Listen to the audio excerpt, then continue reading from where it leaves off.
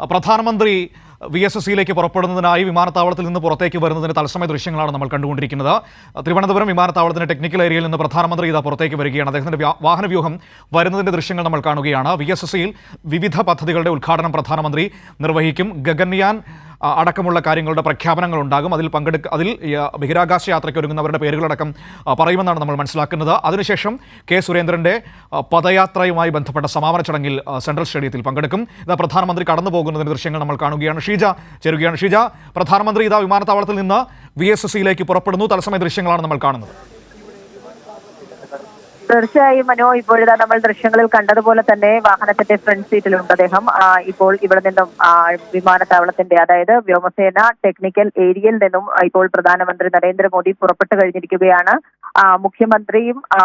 മുഖ്യമന്ത്രിയാണ് പ്രധാനമായും അദ്ദേഹത്തെ ഈ ടെക്നിക്കൽ ഏരിയയിൽ എത്തിച്ചേർന്ന് അദ്ദേഹത്തെ സ്വീകരിച്ചത്. ഇനിയിപ്പോൾ ഇവിടെ നിന്നും നേരെ VSSയിലേക്കാണ്. VSSയിൽ വിവിധ പദ്ധതികളുടെ പ്രഖ്യാപനം നടത്തേണ്ടതുണ്ട്. അതോടൊപ്പം തന്നെ ഗഗൻയാനുമായി ബന്ധപ്പെട്ടുകൊണ്ട് അതിൽ പോകുന്നവരുടെ പേരുകൾ പ്രഖ്യാപിക്കുമെന്നും അറിയുന്നു. അതിനുശേഷം അവിടെ നിന്നും 12 മണിയോടുകൂടിയായിരിക്കും പ്രധാനമന്ത്രി തിരുവനന്തപുരം സെൻട്രൽ സ്റ്റേഡിയത്തിലുള്ള സുരേന്ദ്രന്റെ പദയാത്രയുടെ സമാപനത്തിന്റെ സമ്മേളനത്തിൽ പങ്കെടുക്കുക.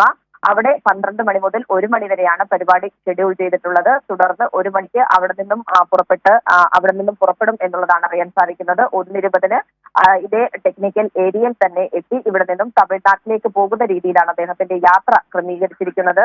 ഏതായാലും ഈ VSSയിലെ പരിപാടിക്ക് മാധ്യമങ്ങൾക്ക് പ്രവേശനമില്ല. അതിനുശേഷം ഈ സെൻട്രൽ സ്റ്റേഡിയത്തിലെ BJPയുടെ അതായത് സുരേന്ദ്രന്റെ പദയാത്രയുടെ സമാപനത്തിൽ മാത്രമാണ് മാധ്യമങ്ങൾക്ക് പ്രവേശനമുള്ളത്.